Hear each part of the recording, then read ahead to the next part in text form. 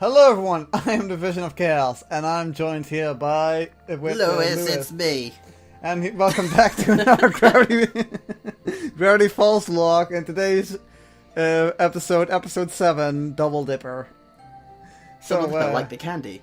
Yeah. So basically, in the intro, Dipper and Mabel find this old copy machine that Stan tried to fix, but it's still... kind of broken down. Stan is trying to create some party and they have to copy flyers, but Dipper accidentally copies his arm instead and find out, oh no, it can copy humans. It's a magic photocopier. And that's basically how the intro starts.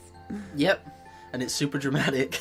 Yeah, man, it's like before the intro starts, like, oh no, this machine can copy humans. Toot, toot, toot. So, as the episode goes on, we see this party, and Dipper tries to get his alone time with Wendy, even though he has to sell tickets with her, and Goose, what was his name? Who? Seuss? You mean Seuss? Seuss, yeah, that's his name. Seuss, I forget his name now. Seuss needs to go and be the DJ of this thing. And what was Mabel's job again? She didn't have one. She didn't have one? No, okay. She's just using the party to make friends. Right. She was using the party to make friends. And that's kind of the other... minor story in this episode, where it's like Mabel's trying to win this kind of popularity contest, where it's like who's the best on the dance floor, while also trying to win over these two weirdo friends, which one is like a very burly girl, and the other is like an Asian girl who uses forks as fingers. Yeah. Exactly. Basically the weirdos. And there's this like really Britney-esque looking girl. She kind of reminds me of Britney Spears, you know. It's like, I'm popular, I'm ditzy, I'm blonde, I'm rich. Excuse me. In case you didn't notice, I'm the best actually, so... Yeah. Although whether or not she's rich is actually up for debate, because she only uses like one single dollar bill or whatever it is in order to bribe this hobo. So it's like, is she really rich, or is she just pretending to be? Yeah, she is actually rich. Yeah. Okay.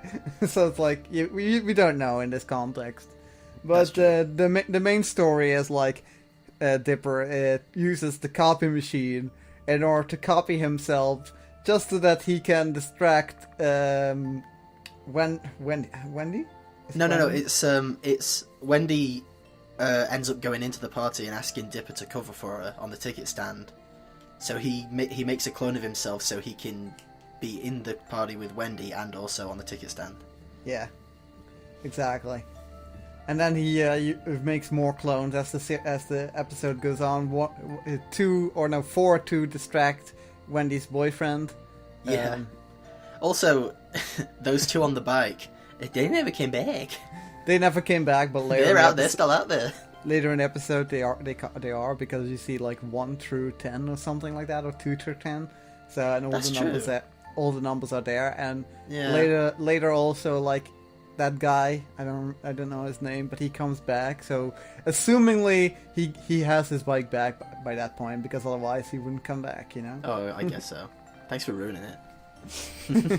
I wanted to hope that there was still like 2 Dipper clones just wandering around the forest for the rest of the series. I don't know.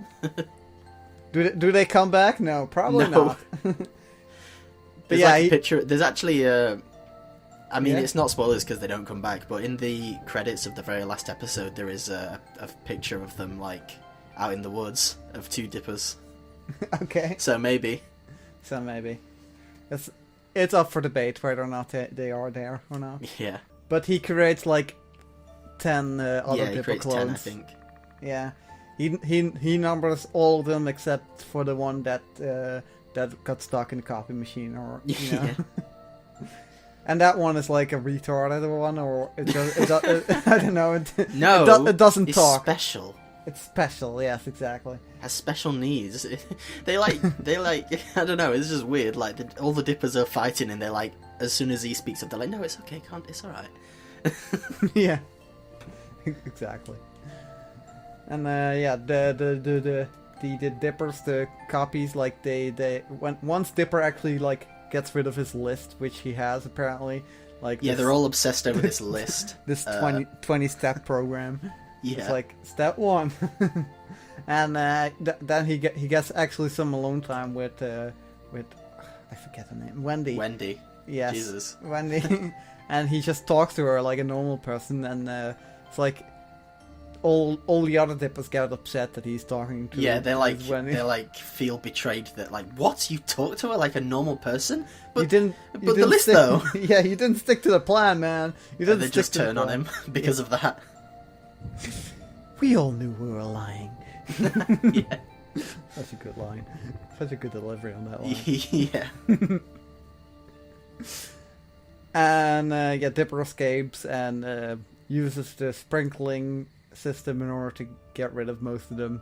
And then he except for Tyrone. Except for Tyrone, which is the first copy he created. Yeah. Because apparently Dipper wanted to be named Tyrone. Speaking of Dipper's name, we also discovered why he's called Dipper. Is because he got a birthmark of the Big Dipper on his forehead. Which is weird, and yeah, it somehow, is. like, is that even possible? Probably not. You're right. That's just unreasonable. It's just unreasonable, but it's a cartoon show. A photocopier that can create clones? Okay. Big Dipper birthmark? No. Yes, exactly. Exactly. Is there anything else we left out? Well, we didn't really get to the end. If the Pacifica wins the contest, Pacifica's the rich girl, I don't think we actually said. Her name's Pacifica. Pacifica Northwest. Do you get it? Do you get it? No. Do you get it? Is it like a pun on the Pacific Northwest? Yeah, Pacific where Northwest. Oregon is, where Gravity Falls is. Okay. Gravity Falls is in Oregon. Okay. Well, I'm not American, Trivia. so don't ask me where Gravity Falls, Oregon is. I only know that because I like Gravity Falls. Otherwise, why would I know any of that? Exactly. It's like you're asking from someone who doesn't live in your doesn't live in America. Oh no, you don't live in America either. But yes. Two people who don't live in America, where a country is that is in America. It's like where is Gravity Falls? I don't know. Where's South Park? I don't know. I don't know where South Park is. I know that Springfield is not really a real town, so I know that South Park is and that Gravity Falls is, but Gravity Falls. Well, I mean, Gravity Falls is based on a real place, but it's not actually called Gravity Falls. I know, but so is Springfield and South Park, sort of. They're based on real places, but Springfield is the one place. It's like, where is it on the map? Who knows? I don't know. No one knows, really. So the episode. Yeah, everyone apart from Tyrone. Okay, so cut that out. Mm-hmm. Then Robbie comes back, and Dipper and Tyrone just go and sit on the roof like, man, we fucked it up. And then Tyrone drinks some soda and is like, oops, and then he melts. So yeah. So in this episode, we kind of saw the neurotic side from Dipper, which we actually, saw in the last episode as well, where Dipper was just trying to prove himself to be manly, and now he's trying to get with this girl and trying to dance with her, and it's like, okay, it's kind of 2 episodes back to back where we're just exploring Dipper's personality a little bit, but it's kind of the same message overall for both episodes. It's like you just have to be yourself, really. Just don't obsess over things, really. Yeah. And then we have Mabel and her 2 new friends, who we don't really get like major character arcs. It's like one girl, she's like masculine, really, and it's like, you talk like a wrestler, and then she's like, I will put you in a headlock. Yeah. And then there's the Asian girls like, I'm weird for no apparent reason. I just That's all three of them, though. Yeah. Mabel also. They're Mabel's the weird ones. Mabel's just like, I'm hyper all the time, you know. Yeah. And we got introduced like Pacifica was like a little spoiled little bratty girl. So it's not like they got a lot of character depth, and I don't even know what this boyfriend's personality is. Not from the inconveniencing, and not from this episode.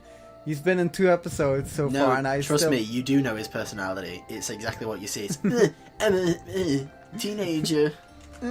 That's his whole personality. Is teenager. That's not really a personality, though. It is now. That's as far as it goes, though. Okay. So that's all you get. Then both him and Wendy are characters that can just go to the trash, really. They're not interesting at all. It's unfortunate because I really like Wendy as a character, but I do have to admit she doesn't have much depth to her. Yeah, and it's like just, you know, for Dipper to be fawning over. It's like, oh, this kind of reminds me of, you know, Mob Psycho, where it's like this young girl where her Mob just crushes over, but she doesn't really get any personality or, you know, anything that defines her character, really. Yeah. I mean, later on, Wendy's just sort of the cool character. That's sort of what she's supposed to be. But like I say, I don't recall her being explored very much. Because I've talked like in the past about like Hinamori-chan from XXX Holic, but she actually just gets a little bit more, you know, personality, you know, past her cheery attitude. Like, that's because she's actually a main character. Wendy's just sort of there whenever it's convenient for her to be there. I know, but still, it's like, please give these cheery or, you know, these girls, objects of possession, some redeeming qualities. Okay, Wendy has probably more redeeming qualities than the girl from Mob Psycho has, but yeah, definitely. Well, the thing is, though, like, I don't think Wendy is Wendy's not. She's not portrayed in the show as this object of desire. She's only that to Dipper. Okay.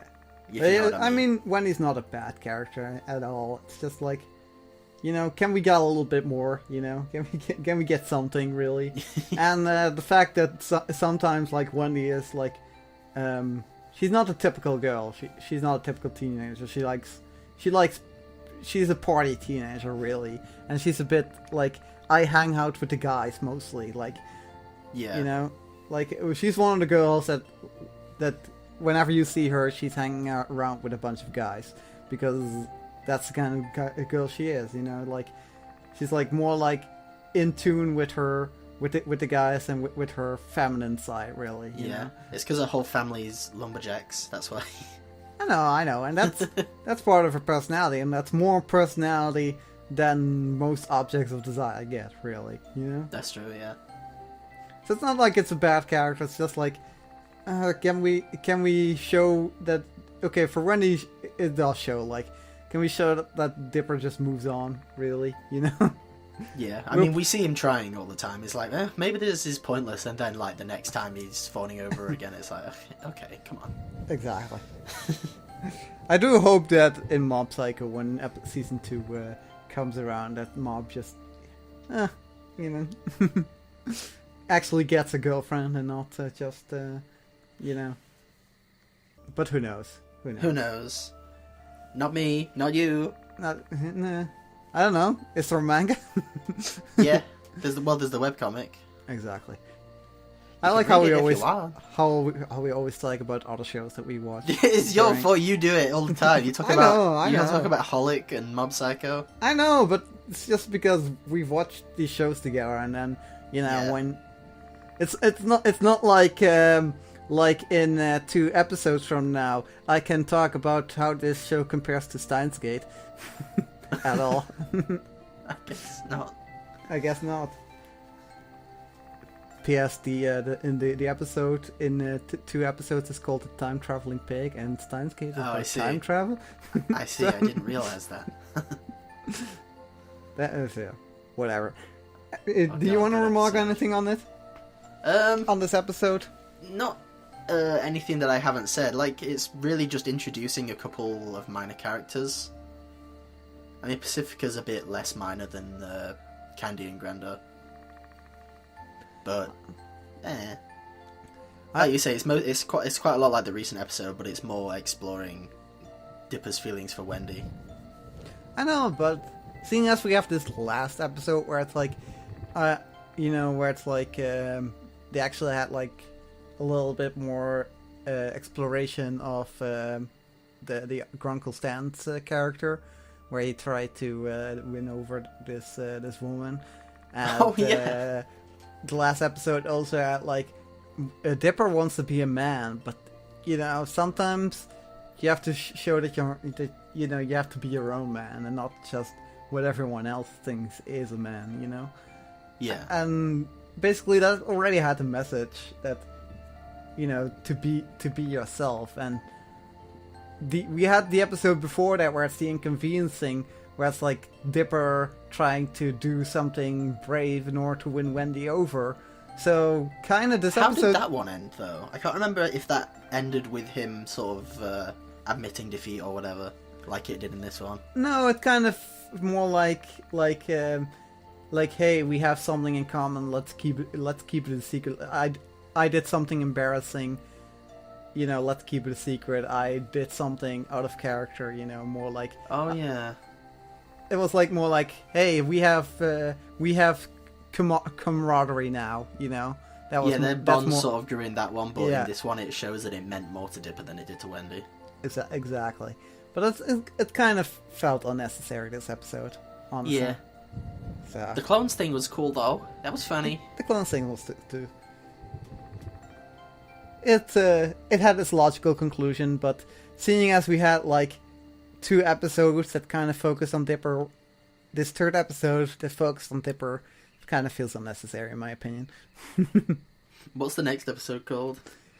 Irrational Treasure, which is a pun on National Treasure. Indeed. Yeah, that one's not about Wendy, so that's good. That's good. So, join us next time for episode 8, Irrational Treasure. In like 4 months' time. With Nicolas Cage. Okay, goodbye. Bye!